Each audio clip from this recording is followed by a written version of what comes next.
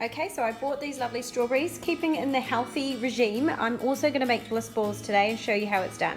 I am a sweet tooth, I love chocolate, but these are a tasty, yummy treat which do taste really chocolatey. These are the things you need. Some dates, this is to coat them in, so it's coconut, some nuts of course, so I use a handful of hazelnuts, some nice cashews and almonds, and then of course cocoa, which is also sugar-free, and then a little bit of coconut cream. And of course the blender to mix it all up. So watch this space.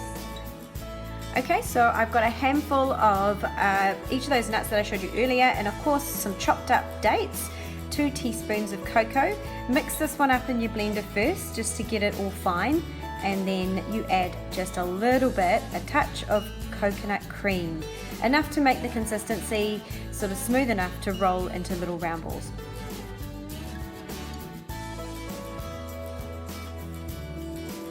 So this is the consistency with the little bit of coconut cream added to it. I think it was around 2 tablespoons, but please just make sure you do it little bit by little bit. A little bit left in the bottom, but that's okay. You can just sort of sweep that up. Of course, then you need to have your coconut. Just put some in a bowl because you're basically going to roll these up and then roll it in the coconut and coat them. So we want to make them look like this. So to do that, all you need to do is grab a little bit of mixture, roll it around in your hand so it makes a small little ball, and then roll it in that coconut from the bowl.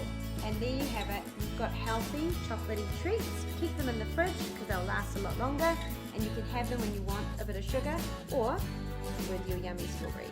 Enjoy!